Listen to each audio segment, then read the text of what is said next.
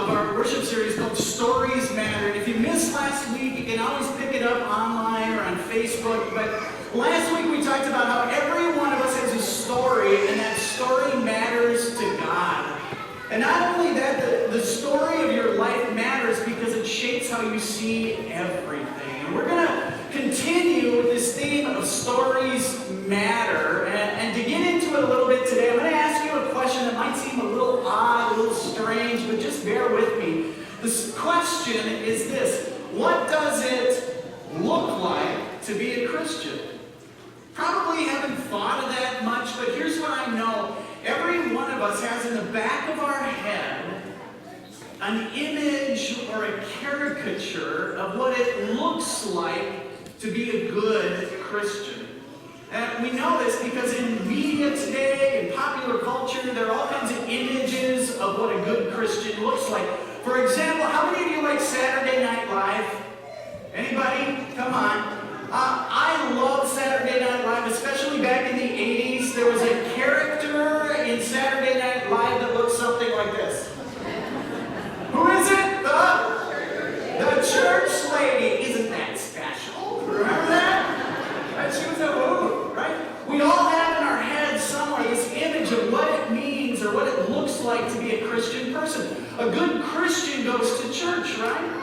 And if you're a really good Christian, you go often enough that people know that's the Johnson pew right there.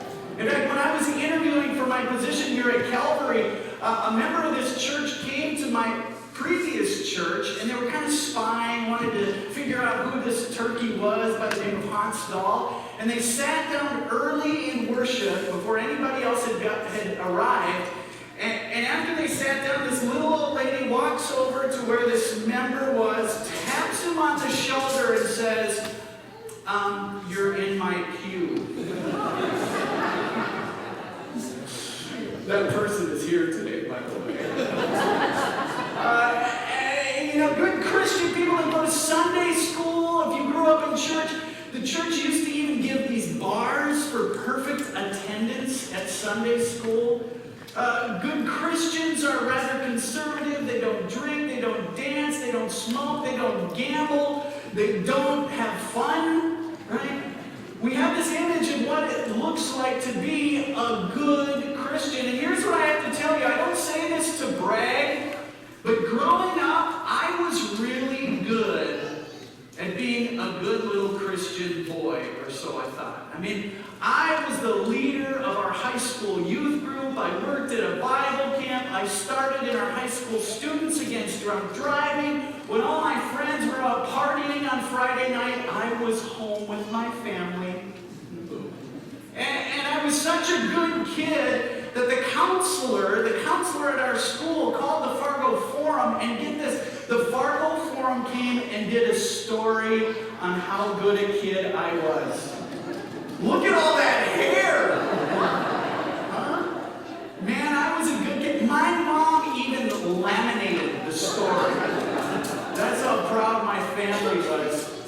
You see, here's the thing. Here's why I start with all this. Because in the ancient world Jesus came into, people had the same idea about what it means to be a person of faith, what it looks like to be a Christian.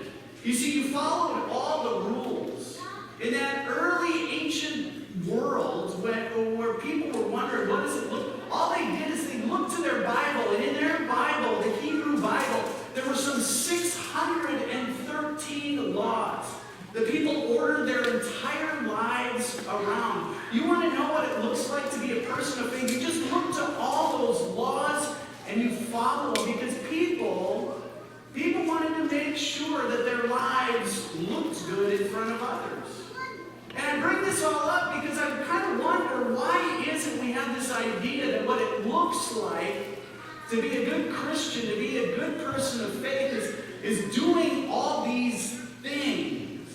And here's what I want to suggest. In that ancient world, they would have admitted this right out, but we probably wouldn't say it this way, but they believed that what it meant to be a good Christian is that you ordered your lives so that you keep God what? Happy. You see, they had this idea that by what they did, by tending to this vertical relationship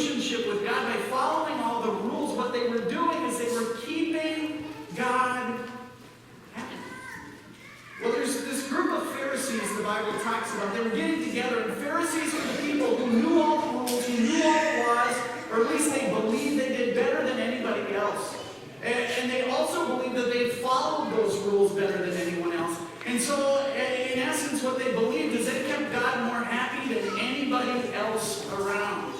And these Pharisees, they got together, and when they looked at Jesus, what they saw in Jesus was this guy who was kind of a religious lightweight. When Jesus hung out in this place called Galilee with all these poor farmers, he was kind of charismatic. But they wanted to put Jesus in his place. And they wanted to publicly humiliate him so everybody would know who he is the way they knew who he was. And so there was a lawyer who stood up, and he wanted to sort of stump the chump. He looked at Jesus and he asked this question. He said this. He said, "Teacher, which is the greatest commandment in the law?" And Jesus knew that this wasn't the question the lawyer really wanted to ask. This was sort of to warm him up before he asked the stump the chump question. Because everybody knew the answer to this question. If you were a religious person at all, you knew the answer to this was, well, you simply love God. That's the greatest commandment. And so Jesus responds like everybody else would have. He says this. Jesus replies, "Love the Lord your God with all your heart, with all your soul, and with all your mind. This is the first and the greatest commandment." But here's what Jesus knew. He knew this wasn't the lawyer's question, the stump the chump question. He knew there was another question coming. In fact, I imagine Jesus knew that what the lawyer really wanted to ask was this question. So Jesus, what then exactly does it look like to love God? If that's the first and greatest commandment, how do you do it? Well, everybody in that day would have known the answer to this question. It was really clear. How do you show that you love God? What does it look like to love God? Well, you just simply obey all God's commands. You follow all those 613 rules, and you will make God happy. But before the man could ask this question, Jesus sort of keeps on. And he says this, he says, "And the second is like it." And everybody would say, whoa, Jesus, we asked you for the greatest commandment. That's one. And I imagine Jesus held up his hand and he said, "And the second is like it. Love your neighbor as yourself." And everybody would have said, well, wait a second. What do you mean that there's a second greatest? Like, is this like the second place greatest? Is this like second in importance? And Jesus says, no. This command is like the first in importance and significance. And Jesus goes on, he says this, "All the law and the prophets hang on these two commandments." What he was saying is that everything you've learned about what it looks like to be a good person of faith, I'm going to make this simple for you. There are just two, love God and love your neighbor. And people would have went, wait a second. Because if you were to ask anybody in that ancient world, what does it look like to love God? They had the answer. They knew the answer was obey all the commands. Just order your life around all those rules. But Jesus says, wait a second. He says, no. You want to show the world that you love God? He said, it's simple. Get to know your neighbor's story. It's all about your neighbor. Well, there was another lawyer, and he heard this language about neighbor. And well, he wanted to challenge Jesus just the same way as the first lawyer. And so in the book of Luke, we hear how this other lawyer, he goes to Jesus and says, on one occasion, an expert of the law stood up to test Jesus. "Teacher," he asked him, "what must I do to inherit eternal life?" Now, Jesus knew again, this wasn't the real stump the chump question this guy was asking. There was a question behind his question that was coming. And so Jesus knew that this man was a lawyer, he was smart, he read his Bible. So Jesus simply said to him, "What is written in the law?" "What did you read in your Bible?" Jesus said. "How do you read it?" And that's when, what is written? No, go to the next one. There we see. He said, "Love the Lord your God with all your heart, with all your soul, and with all your strength, and with all your mind, and love your neighbor as yourself." See, the lawyer knew this. He'd read his Bible, but he'd also listened to when the real question comes up. The stump the chump sort of question. This is when the lawyer thought he had Jesus and wanted to trick him. Because Jesus says, you've answered correctly. Do this and you will live. But the lawyer goes on to say this. But he wanted to justify himself, so he asked Jesus, and who is my neighbor? You see, this lawyer knew the sort of neighbors Jesus had kept and wanted to find out, wanted to trap him, because for those ancient people, your neighbor was your kin. Your neighbor were the people you went to church with. Your neighbor were the people who shared an ethnic identity with you, who lived in the same town as you. They were your fellow Norwegians, your fellow Swedes, your fellow Lutherans, your fellow Alexandrians. And so this man, knowing that, he challenges Jesus. Well, Jesus, who is your neighbor? And Jesus answers by telling a story. Jesus said a man was going down from Jerusalem to Jericho when he was attacked by robbers. They stripped him of his clothes, they beat him, and they went away, leaving him half dead. And it says, a priest, you would think a good guy, happened to be going down the same road, and when he saw the man, he passed by on the other side. Well, it didn't stop there, so too, a Levite, another man who was considered a good neighbor, when he came to the place and saw this man, a mess by the side of the road, he too passed by on the other side. And I imagine as the crowd listened to Jesus tell this story, they were going, well, who's going to be the hero of the story? And they all leaned in. And that's when Jesus said this, but a Samaritan.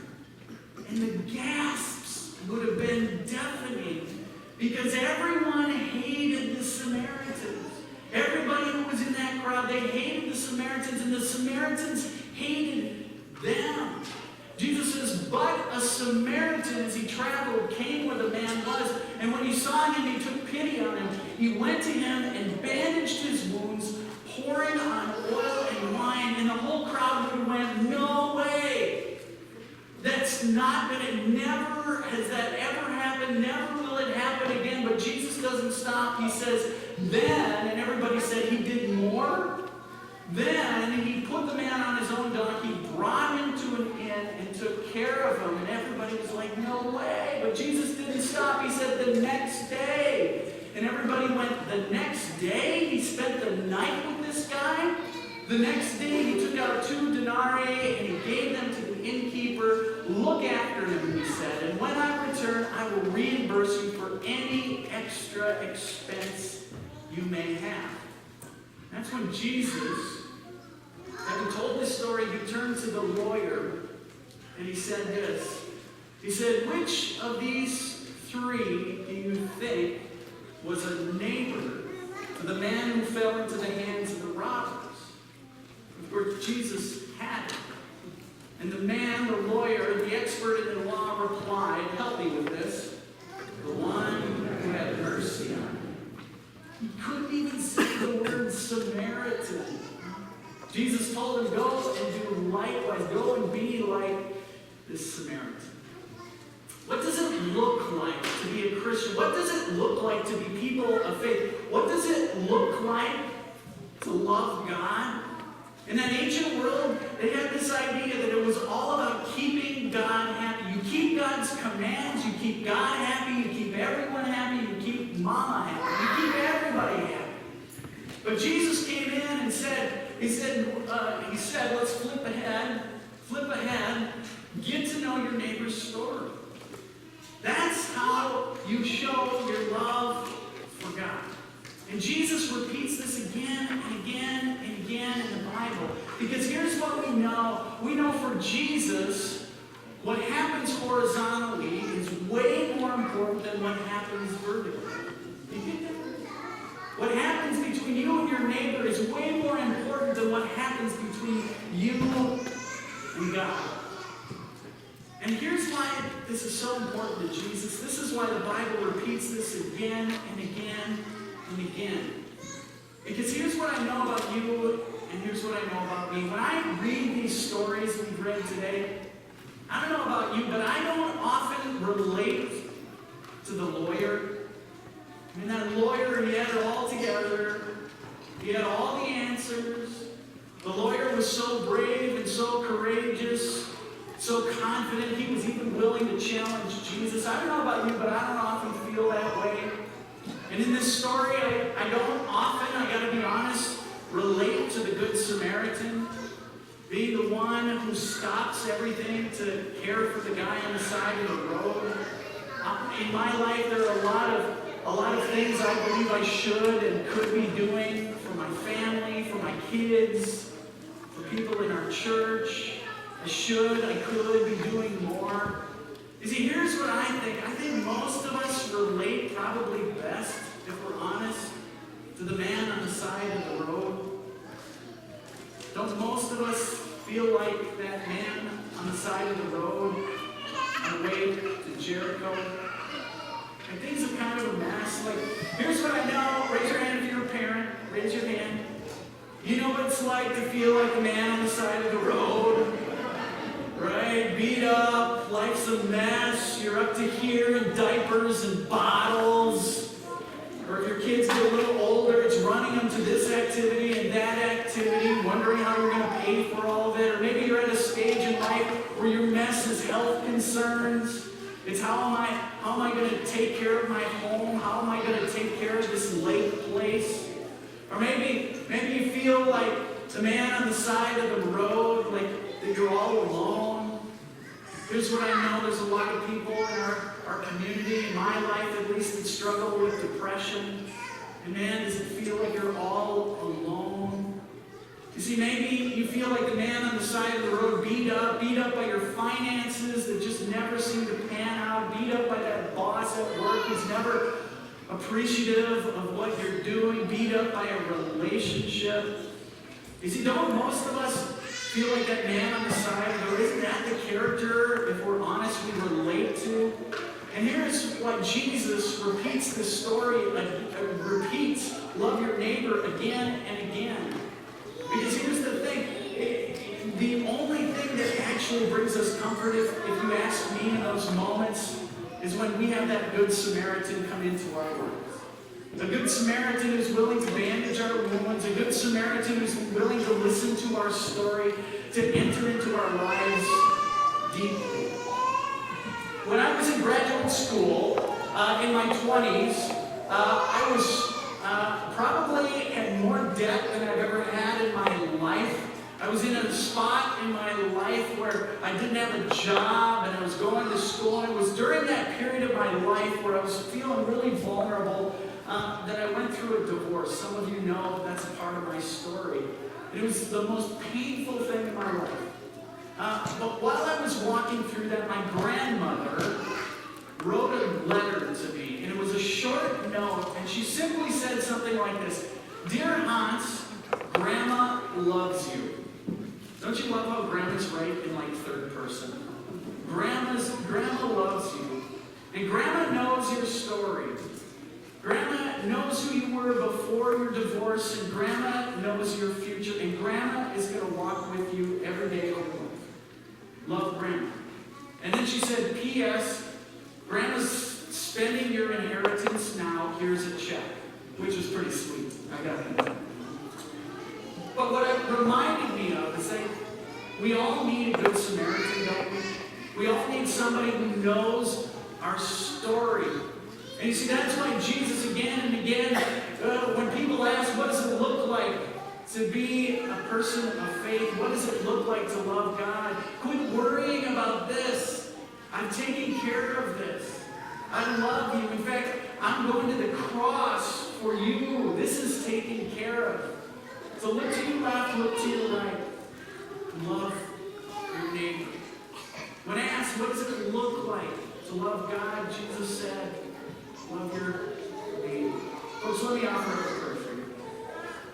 Gracious God, today I give thanks that you share these stories. These stories are handed down to us about people like the Good Samaritan, this lawyer, and the man on the side of the road. You see, it reminds us that when we're feeling beat up, when we're feeling down and out, when we're feeling as though we're all alone, God, it not only you know our story, but it reminds us that when we know others' stories, we're healing in their lives. And so, God, we give thanks today. God, we give thanks that you know our stories and that you invite us to know others' stories. God, we pray this all in your name. And all God's people said, Amen.